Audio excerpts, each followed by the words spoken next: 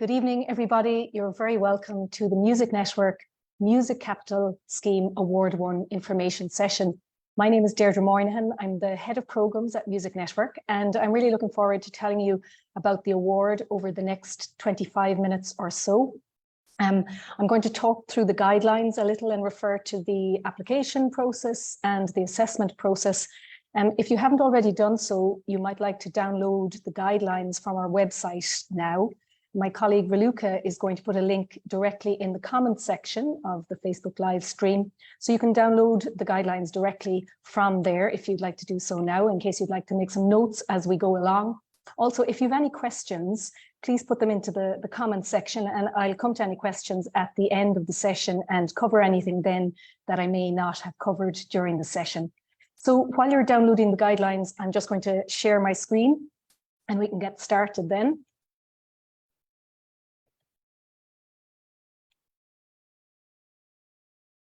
Okay. So, as I mentioned, this is the Music Capital Scheme 2022 Award 1 information session for non-professional performing groups. The Music Capital Scheme is managed by Music Network, and it's funded by the Department of Tourism, Culture, Arts, Gaeltacht, Sport and Media. So what is the Music Capital Scheme? Essentially, it provides support for the purchase of musical instruments, also for one-off maintenance or repair, that's also eligible to apply for under this scheme. Tonight, we're talking about Award 1. It relates to non-professional performing groups. There will be another session on Thursday, specifically for Award 2 and Award 3. Award 2 is for established professional performing musicians, and Award 3 is for emerging professional performing musicians. So do let people know of that session on Thursday if that's relevant to them. But back to tonight, it's Award 1. And in December, it was announced that the funding for the Music Capital Scheme Award 1 2022 was 170,000. And how can you apply? It's a completely online application process. And so to apply, you visit Music Network, and we'll talk through the application process shortly. A really important thing to note, and I'll be reminding you of this a number of times during the session, is the deadline for submission of applications. That's 2 p.m. on Tuesday, the 28th of February, 2023. And of course, late applications cannot be accepted, so really do be mindful of that date. For Award 1 in this round of the scheme, there are a number of priorities. So organisations whose activities involve participants aged 65 and over, and/or organisations whose activities involve participants with disabilities will be prioritised for this round of the Music Capital Scheme. Now, who can apply? Here we're going to refer to the guidelines, and if you start at page 1, there is a table in the guidelines which outlines the range of non-professional performing groups and organisations that are eligible to apply for Award 1 of the Music Capital Scheme. As you can see, if you look to the table, you can apply in any genre. It's very broad, really, the range of organisations and ensembles that can apply. Just to draw your attention to the fact we've had quite a few inquiries from primary and post-primary schools inquiring regarding eligibility, and you'll see there in the guidelines it states where applications relate to non-core curricular activities, primary and secondary schools are eligible to apply. You must be based in the Republic of Ireland in order to apply to the Music Capital Scheme. And then just a note to draw your attention to the fact that instruments, they must be used for rehearsal and tuition, but also it's very important that they must be used for performance. If you turn to page 2 of the guidelines, there is some information about ineligible applicants. I'm just going to touch briefly on those now. So if you are a music education partnership in direct funding of music generation funding, you are not eligible to apply to Award 1. You must be a not-for-profit company in order to apply to Award 1. Individuals, as I mentioned earlier, are eligible to apply to Award 2 and 3, but not to Award 1. You must be in the Republic of Ireland, of course, and then previous awardees who have not complied with award conditions are not eligible to apply to the award. Then reasons why your application may be ineligible, just so you can be mindful of this. If your application, as I mentioned, is after the deadline, after 2 p.m. on the 28th of February, it won't be possible to submit your application after that time and date. The next point is key. If you're missing essential support materials, and we'll be going through all of the essential support materials this evening, and you must submit all of those support materials. And then finally, just to mention, if your application does not comply with the award conditions, they're all very clearly listed in the guidelines, and we'll talk about them as well this evening. Just to give you an example, under Award 1, you can apply for up to 75% of the cost of an instrument or instruments. And so if you apply for more than that, if your application is to apply for 80%, your award would be deemed ineligible. And also just to mention that if you have already purchased instrument, you can't apply for funding retrospectively. So just to say that the instruments you're applying for can't already be purchased. On page 2, you'll see 2 tables which detail items that are eligible and items that are ineligible to apply for under the Music Capital Scheme. I won't go through all of the range of things listed there, but it is quite broad, and you might be surprised at some things that you weren't aware were eligible to apply for, and also just to make you aware of certain things that aren't eligible to apply for under the scheme. So it's definitely worth having a good look through those 2 tables on page 2 of the guidelines. Now we come to the application process. As I mentioned, it is completely online. So in order to apply, you visit musicnetwork.ie. We've already spoken about downloading the guidelines and obviously reading through them carefully. At that point, you can create an account on the application portal, which is accessible through the Music Network website. And you can fill in your online application form in stages once you've created your account. So that's really important. You can save a draft as many times as you like and take your time to think about the content of your application. You can upload your essential and optional support materials in stages as well. And just once you're finally, totally happy with your application, at that point, you submit the application. Again, a reminder of the deadline there, the 28th of February. A really important point to note is that once you have submitted your application, you should receive an automated confirmation email from Music Network. And if you don't receive that, do please get in touch with us straight away. Do check your spam folder in case it has been mistakenly sent there. But if you don't receive confirmation email, it means that we haven't received the application. So there may have been a glitch with the internet or something like that when you were sending it. So do contact us before the deadline if you do not receive that automated confirmation email. And then just to let you know that everyone will receive results of the assessment by email in May. So just to talk you through the application form, and just so you know what to expect, there are 6 sections in the application form. The first is very straightforward. It's just the contact details for a lead person and secondary contact in your organization. Section 2 relates to the organization's structure and governance. So you're asked, what type of organization you are, to provide a history of the organization. You outline how it is constituted, whether you're a voluntary body, for example, or a membership organization. Really important thing in section 2 is you're asked to upload a declaration form. You can download the declaration form from the Music Network website. And essentially this form is to confirm that you accept the conditions of the award and that your organization is compliant with best practice in terms of its governance. And that document needs to be signed by 2 members of your organization and then uploaded in your application form. So that's in section 2. There's also questions regarding how your organization is funded, whether you own instruments. And then another really important point to note is if your organization works with people under the age of 18 or with vulnerable adults, you have to confirm that you have all the appropriate policies and procedures in place. So moving on to section 3, this relates to your organization's activities and members. Just to mention, sometimes people ask us about, you're asked to confirm the number of members in your organization and also the number of participants. So the members would be those that participate on a regular basis with your core activities. But for example, if you might present a summer school or something like that, so there would be a broader range of participants who might engage with your organization on a one-off basis. So that's just to explain the difference there between those two questions.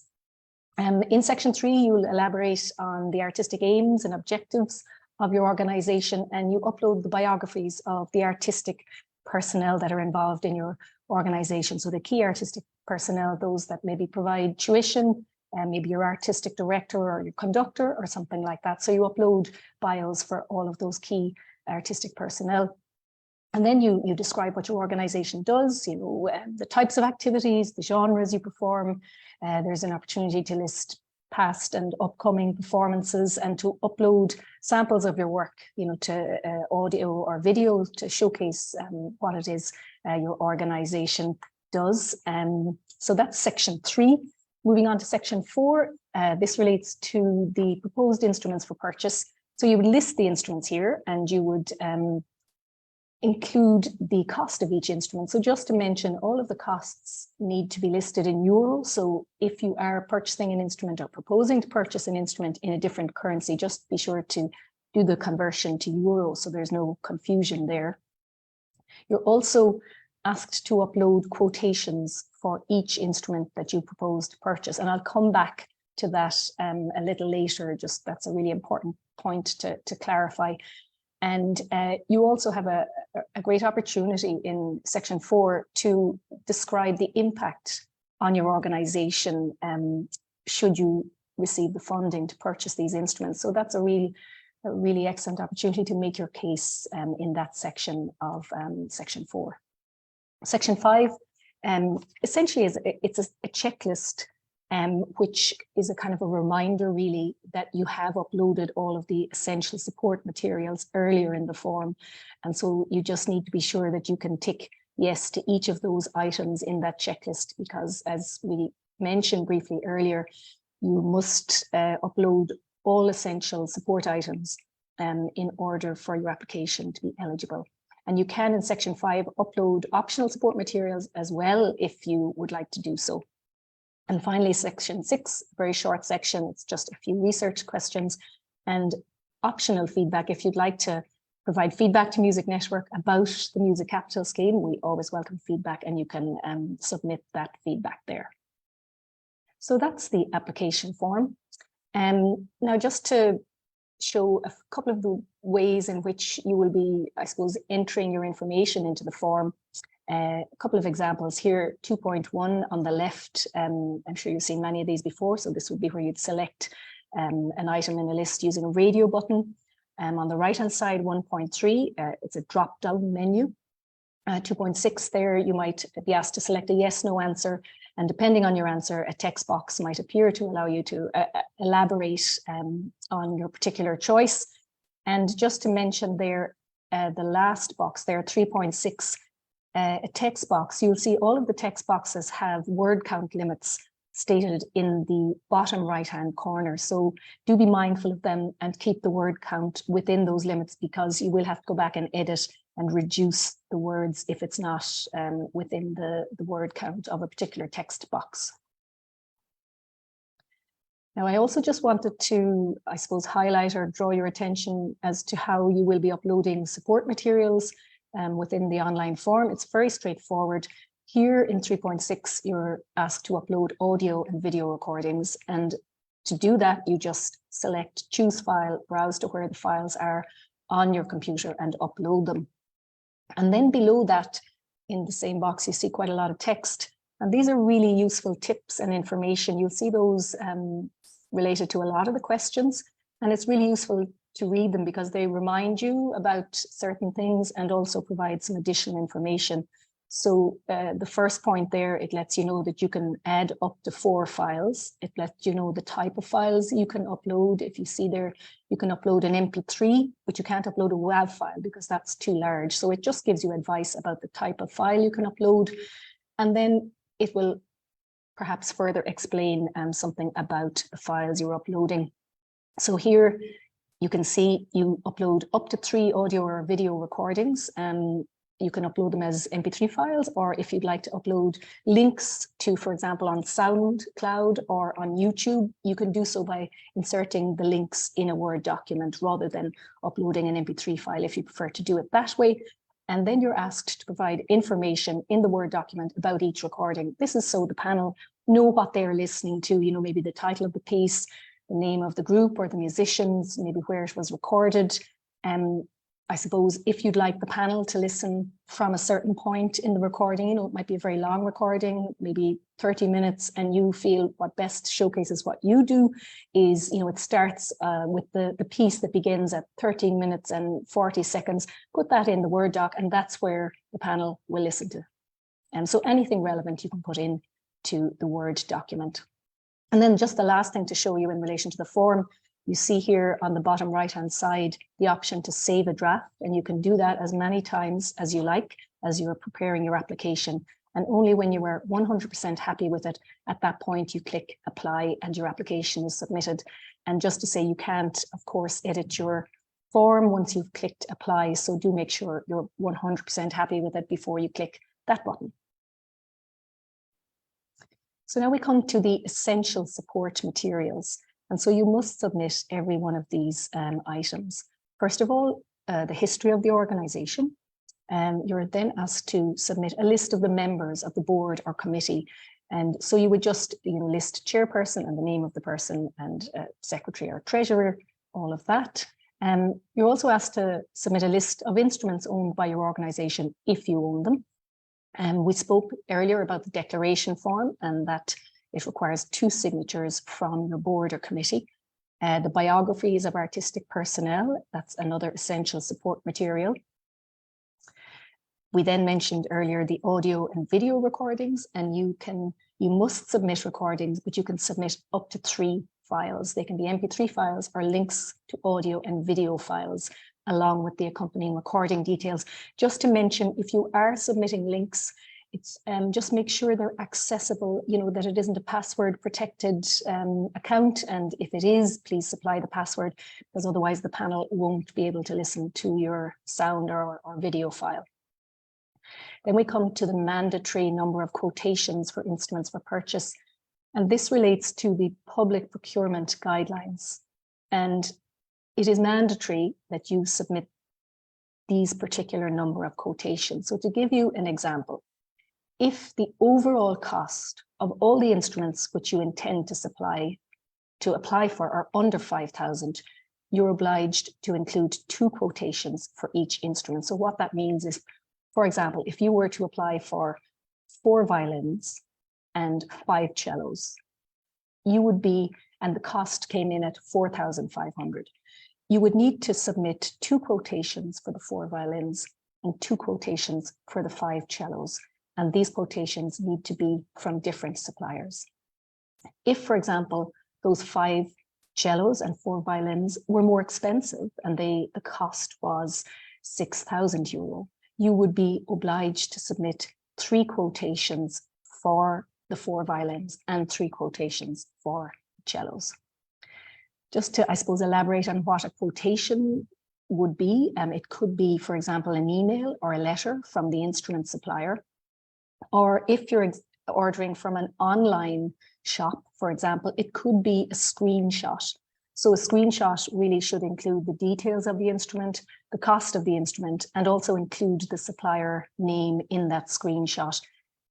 Please don't submit a link, because links can change. And so by the time the panel come to assess, the link may no longer exist. So a screenshot is best to submit in that instance. And then just one point to make, sometimes quotations include shipping costs. Shipping costs are not eligible under this award, so you would just need to deduct the shipping cost from the final total.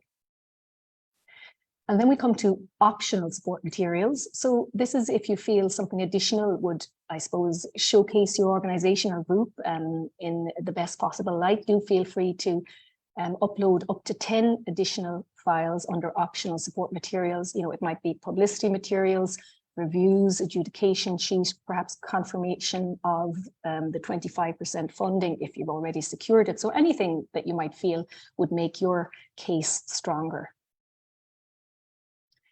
Now we come on to the assessment procedure. So if you turn to page 5 on the guidelines, this table of selection criteria is outlined there. And you see there are 8 criteria and they're equally weighted. I won't go through each of these now. If you have any questions about them, please put them into the comment section and I'd be happy to elaborate or address them at the end. I would just, I suppose, mention that these are the criteria which the panel, I suppose, will use as the basis to assess every application. So be really mindful of the criteria when you're preparing the content for your application. Now we come to the conditions of the award. So the organisation, as we mentioned earlier, must be based in Ireland, in the Republic of Ireland, and also regularly using the instruments in the Republic of Ireland. You can apply for up to 75% of the instrument costs. As we said, you can apply for less if that's what you'd like to do, but the maximum you can apply for is 75% of the instrument costs. Just to clarify or to mention that the total instrument costs must not exceed 25,000. Now, many people will be applying for far less than that, but just to say that the maximum cost of the instrument cannot exceed 25,000, which would mean that the maximum possible amount you can apply for in that instance would be 18,750. Equally, if you were applying for instruments which cost 2,500, the maximum amount you could apply for in that instance would be 75% of that, which would be 1,875. Now, you must demonstrate how the remaining 25% will be funded.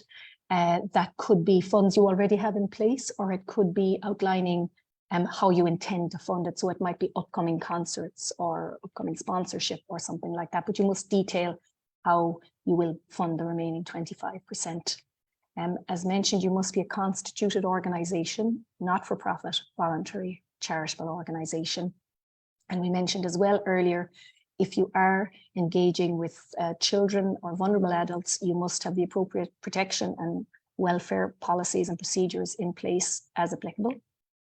You must have a clear policy for instrument use and ongoing training and support of players. This, for example, might relate to having tuition in place for beginners who might be using instruments that you were proposing to purchase.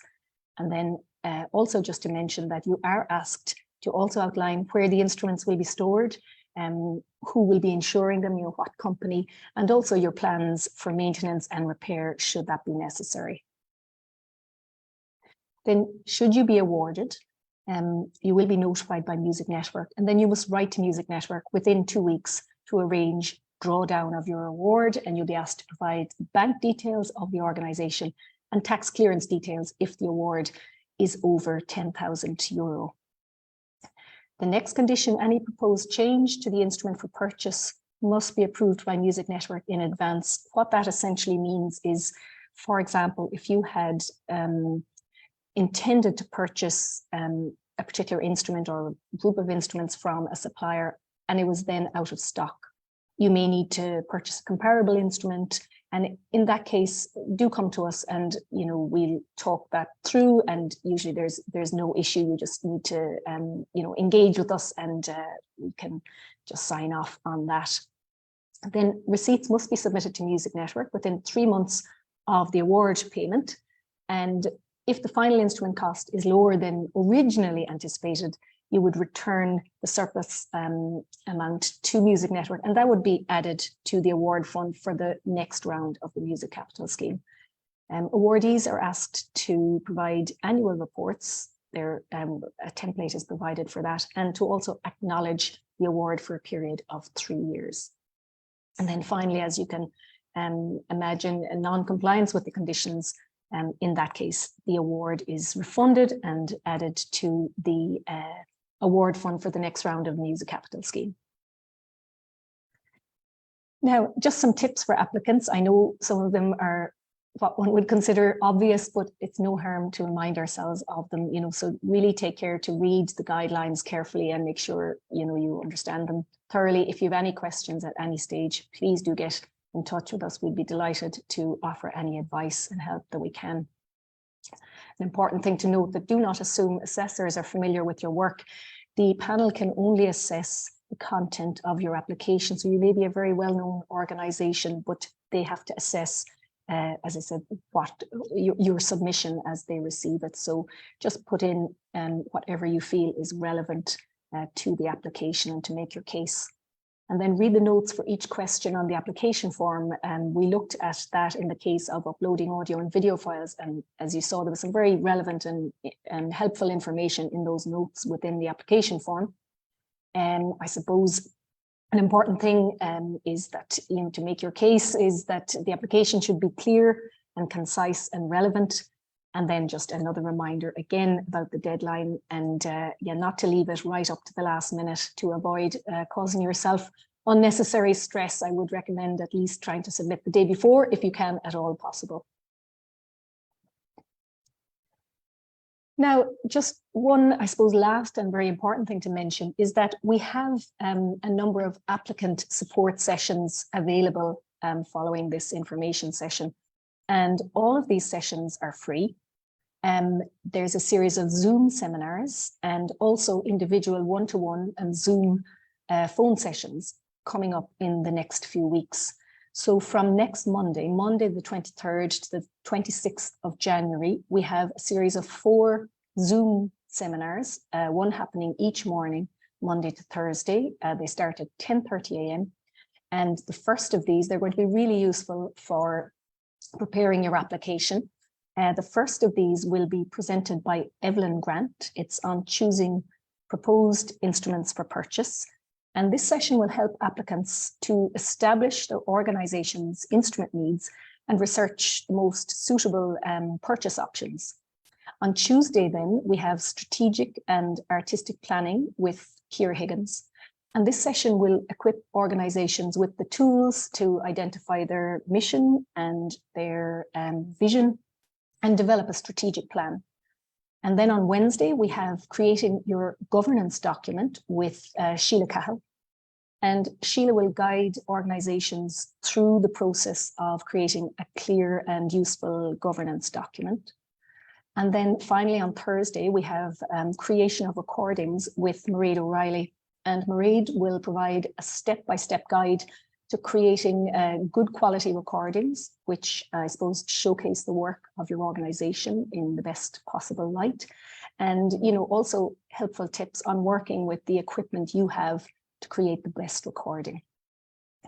Following that, from January 30th, you can apply to book a free individual one-to-one Zoom or phone sessions with any of the 4 experts who have delivered the Zoom seminars. And in order to book, you would email abby@musicnetwork.ie. Following that, from February the 6th, we have individual one-to-one Zoom and phone sessions with Arts and Cultural Manager Liz Pole. And these sessions will best suit applicants who have begun preparing and drafting their applications, and you would bring your application along with you to the session. And Liz will offer guidance on how to write a clear and persuasive application and on how to present the work of your organization, again, in the best light and with the selection criteria, with the 8 selection criteria in mind. So some really, really useful one-to-one sessions on offer there. You can visit musicnetwork.ie for additional information about any of the seminars and also to register for the seminars. My colleague Raluca is going to put information, I think she's currently doing it at the moment, in the comments section of the stream there about each of the Zoom sessions. Also, as I mentioned, you can email abby@musicnetwork.ie to book a one-to-one session, either with one of the 4 presenters of the Zoom seminars or with Liz Pole. And these sessions, I mean, there are a limited number of sessions. They will be offered on a first come, first served basis, but priority will be given to those who have not been awarded previously. So to first-time applicants and to those who have been unsuccessful in the past.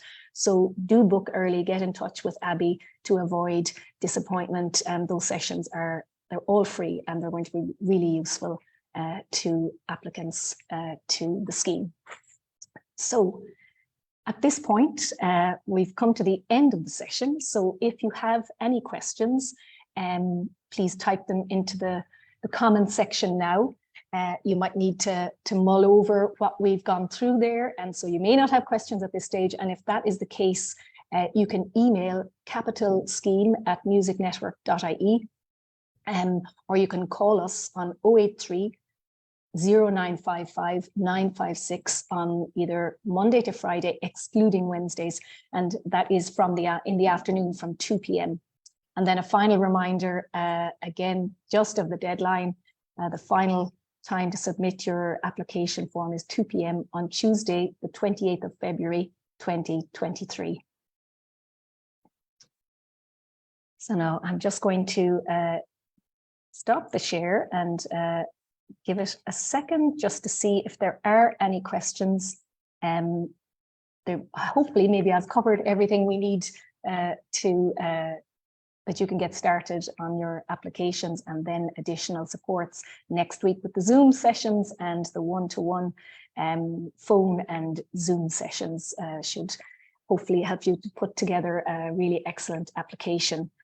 I think I'm just checking the comment stream here, or the comment section. I don't think we have any questions. So I'm just going to just remind you that if you do know anyone who might be interested in applying for Award 2 and 3, do let them know of the session coming up on Thursday. That's 6 p.m. Facebook Live again. A recording of this session will be available to view shortly. So do let anyone know who might be interested in applying to Award 1 but hasn't had the opportunity to come along for the live session, and they'll be able to view it back afterwards. I suppose nothing left for me to say, but do get in touch with us. You have the contact details if you have any questions, and we wish you the best of luck with your application, and hope to see you at the Zooms in the coming weeks. Thank you very much.